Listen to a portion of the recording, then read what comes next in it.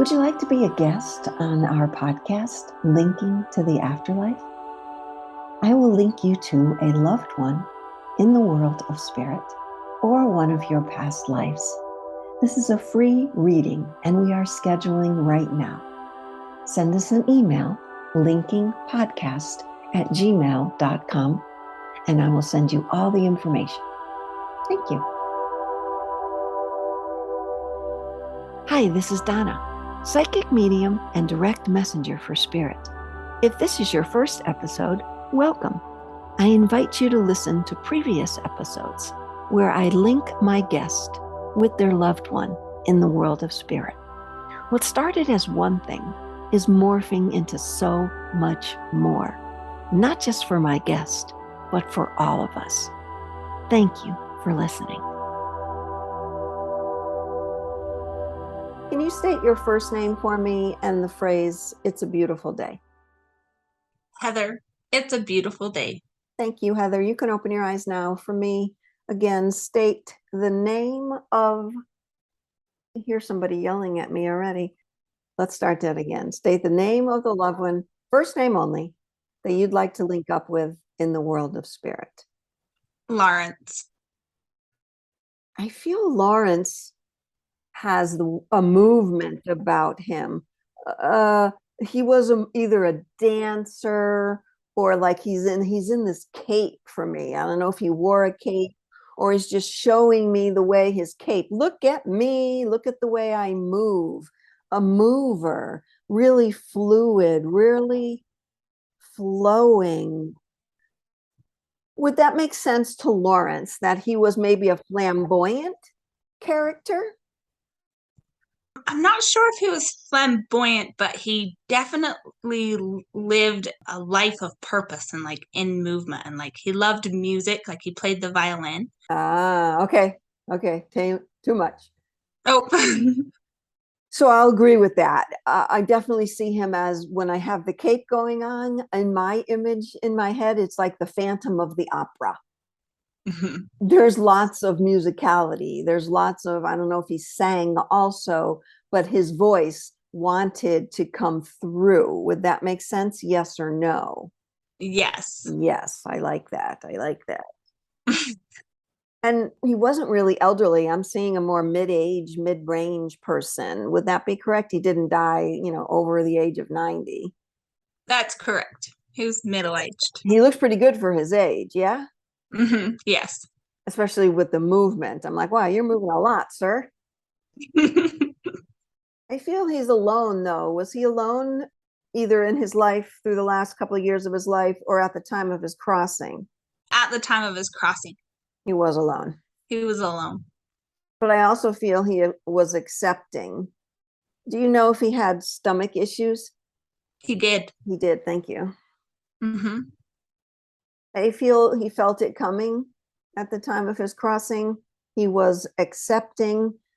He was saying to me, there really wasn't a rush to do anything. He said, the only rush I felt was the rush of heaven coming toward me. Do you understand that? Yes, I do. That sounds just like him. Right? That was a beautiful statement. I was just about to say, well, that was an interesting way to put it. The rush of heaven coming toward him. Yep.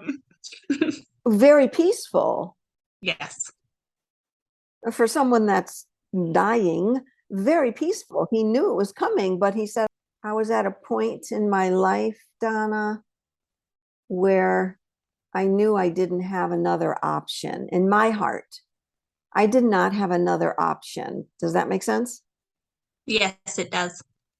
I feel that there were so many tests, a lot of doctors, and he said, nobody could give me the answer. So I just lived my life. Would that make sense? Yes. To the point where he was saying, let's just stop. Some doctors were saying, okay. Other doctors were saying, yes. Was he seeing multiple doctors? I wouldn't know. Do you know if there were people around him that would have been saying those things, like either family or friends? We can't stop. Oh, yes, I understand. We should stop. I hear you. Others were saying, no, we need to keep doing this and this. Yes, all of those words that would have been said to him or things he would have said or found. He's telling me, Donna, he's speaking to me. Donna, I had such an awareness. I did. Mm-hmm. I really had awareness. But I think what happened was people were misinterpreting my awarenesses. Heather, does that sound like what he was going through? Yes, that sounds exactly like it. He was smart. He knew exactly what was going on in his life. Mm-hmm. The challenge for him was convincing other people. Yes, absolutely. And just let me be. Just let me be. Donna, I just wanted them to let me be. You understand? Yes, I do. I know you already told me he's your grandfather, but I don't feel grandfatherly. I feel very friendship between the two of you. Would that be correct? Yes. And did you communicate with him in other ways beside the phone? Did you text? Did you Zoom, Skype? Did you do something different with him that wasn't normal? We never have met. Well, that's interesting. Do you speak a lot with him? Yes, he's been with me my whole life. I could see him as a child, but I didn't learn his name until I was 18. My mom would never talk about him. That's very interesting because what I said was, did you communicate in a way that wasn't normal? That would mean through the spirit world. Oh, Heather, that's beautiful. Sometimes I say, because I know clients of mine have spoken afterwards, why don't they just say, I didn't know her, but yet she talks to me all the time. They don't do that. They just don't do that. Now, it's not like they can't. I think most of them can't. Some of them can, most of them can't. But you see how they come through with these riddles. I have to figure out these riddles. You understand? Yes, I do. He said he's with you many times when you meditate. When you quiet your mind, he says, I use that as an opportunity. Heather, do you see a lot of colors when you meditate? I don't know. Let me explain this before you go further, because that would have been a yes or no answer. Okay. He's telling me when you meditate, he's going to be sending color to your sight, your inner sight. You understand? I do. He says at first you're going to see it as literal color. It'll come through as color when you close your eyes. Eventually, as we practice together the color vibration, you will begin to see color when your eyes are open, shooting flashes, maybe your peripheral vision. You understand that? I do. Remember the beginning when he came through with his coat, his cape. Donna, not only was she thinking Phantom of the Opera, but she was thinking Joseph in the amazing Technicolor Dreamcoat. Are you familiar with that? The coat of many colors. Yes. Now it has come full circle. Mm-hmm. You understand now why he showed up, and now he talks about color. You can't make this up. No. It's a movie. They're going to give me just what they want to give me until they're ready to end scene, clip, end scene. I felt like that was an end scene because then you say the coat of many colors. Exactly. Yeah. Wow. That was spectacular. I think you also, when you're out doing things, like he might be behind you saying, stop just picking up grays and blacks and white things. Can you pick up some color too? Do you understand that? Yes, because he says that to me. What? Yes, he does. What does he say? That exact thing. So I throughout my whole teen years, I would only wear black. And then when I learned his name, then I started wearing colors. And I don't know. You said not to elaborate, but I have to. So I can see colors in my peripheral, but when I go to meditate, I battle with it. It goes from color to black and white, and I battle back and forth.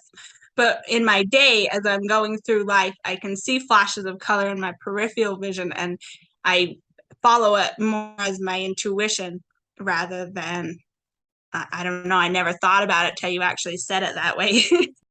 That it could be him sending you that, which is the same thing. Right. He's just showing you, wake up, here I am, here's your intuition, figure out what's going on right now and what choices could you be making. That's what I use. If I see something in my vision, I'm like, all right, what's going on right now? Why are they showing me this? Yeah. So I like what you said about when you were in your teens, you wore a lot of dark. So you heard him say, start picking out some colors? Yeah, he does. So this is my bracelet and these are the colors, but most of it's black. It's just black. But that's beautiful. That's beautiful. And when I make them, I pick up the stones. It's just that he says pick up the stones. And the colorful ones, I always try to pick up the black ones, only black and white.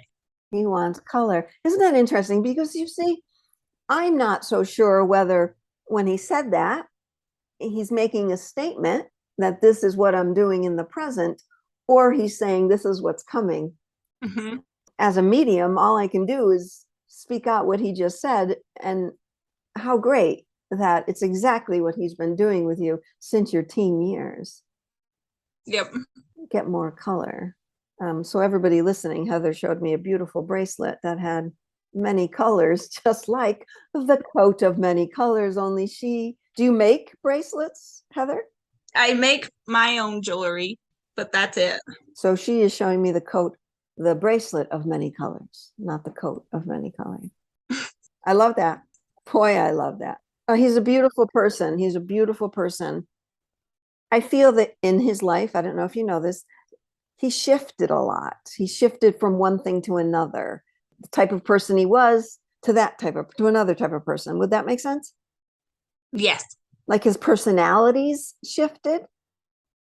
Can you explain that? I'm not sure if his personality shifted, but I know that he shifted a lot in his growth. Like where he started to where he ended, even in his short life, he shifted in growing. So the words that we use now, the shift of human consciousness, you think that that's who he was also, shifting back then. Mm-hmm. Yes. He knew more than most people around him. Yes, he did. Take a deep breath with me, Heather. Do you know if he had a struggling relationship with his father? I don't know how his relationships were with his parents, no. So I'm feeling a struggling relationship with his father when he was in his teens through his 20s until he was able to break free of that.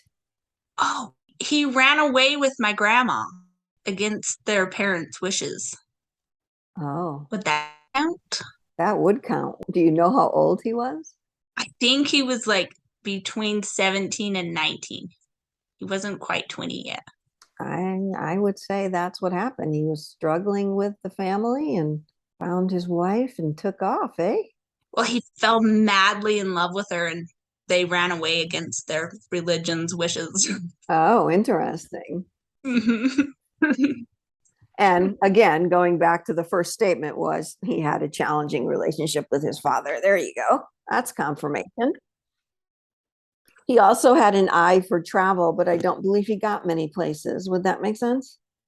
Yes, he traveled in his area, but he didn't go very far. I don't think he went more than 200 miles, but he traveled in that area. He would have loved to travel further. I can feel that right now. I can agree with that. He's still in that space of waving his cape at me and loving this afterlife world because he can totally be himself with no judgment. No one's challenging him. He's let go of all those earthly bonds that we all have because we feel if we did something, we'd be judged. And we don't want to say that because someone's going to be against it. And he's so clear of that I'm taking that in on myself now. I love that energy. I love that vibration of him to be so free, whatever he wants to do. And he's telling you, Heather, do it for yourself too. Don't wait any longer. You understand? I do. He did say, don't wait until you're Donna's age, but I didn't add that.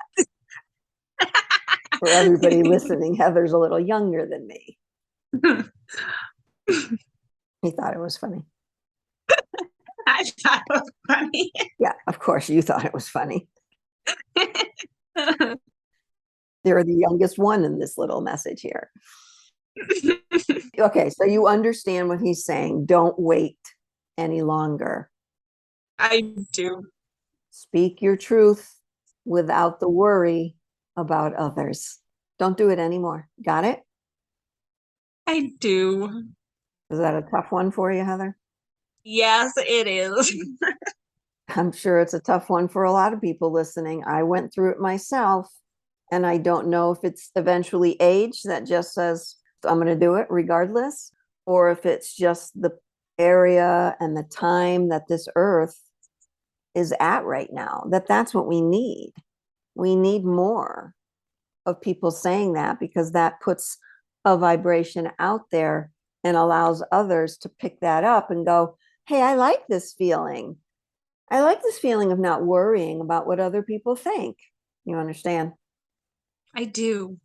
So we need you. When I say we, I mean everyone here on this planet and other planets. We need you.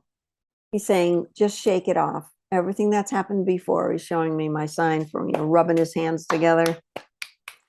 He's saying, just shake it off. Just shake it off. You've got everything you need in that little bag of yours. All your tricks, all your tools. Just shake off that old stuff. Open up your bag. Start using all the tools to walk into the new paradigm. It's a beautiful little statement. Another one from your very young looking grandfather. He hasn't aged any. No. He just loves spinning that little coat of many colors around. It's interesting now, I'm thinking back on what I said earlier, because I don't have much time to think. I just speak. The first play that came to my head was The Phantom of the Opera, which had the cape, but also had a mask. So I feel in this life, he also wore a mask. Not a lot of people saw his true self. Yes? Yes. And then we go to The Coat of Many Colors, Joseph and the Technicolor Dreamcoat, where it was more flamboyant, more out there, more look at my colors, look at me, I don't care anymore, my mask is off. Those two plays are really total opposites of each other, it seems. Yes, they are. But he loved both of them, so I can see how that would show up in his life that way. He loved both of those plays, or he loved the theater in general? They were very, very religious and lived in a very small community, so there wasn't a theater. And what entertainment they got, they brought themselves. So he played the violin, and other people in the community played other instruments, and they were very religious. Many Colors was a part of who he just was. But I could see as he was growing and growing into his new self and who he became, he wanted to explore and become more worldly, which would be more of a different side of him than the other side. But no, it was those specific two. He didn't really have much to do with other ones. So I just want to be clear, because I'm like, that's pretty cool if he exactly told me the two shows. Are you saying, because you already told me you didn't know him in this life, that you knew those two theatrical performances were part of his life, were something that he used to expand himself, a different version of himself from one to the other? So in the way that I know that is true is I never saw it in his real life, and I didn't know much about his real life. So he died when my mom was 12. And as I grew up, those were her two favorite things that she turned to when she was thinking about him. She didn't tell us stories about him, and she wouldn't talk about him, as I said, I was 18 before I even learned what his name was. But when she needed her father in those moments, those were the two stories I would sit in her lap and listen to with her. This is freaking me out. She would specifically talk about those two performances? Those two stories. They were the two stories we were allowed to listen to while she would hold us. And it was the only time she would hold. She wasn't very touchy or snuggly, but it was only with those two stories. Phantom of the Opera and the Joseph and the Amazing Techno. Are you kidding me? I'm not. I'm blown away. And I'm just going to thank your grandfather, thank your mother, thank you for carrying this tradition. And I hope that you do the same for your children. Carry on that sense of theater, sense of how your life can be a play. Mm-hmm. And how you can change characters. You don't always have to be just one character. Heather, thank you so much for sharing this with us. Yes, of course, you're welcome.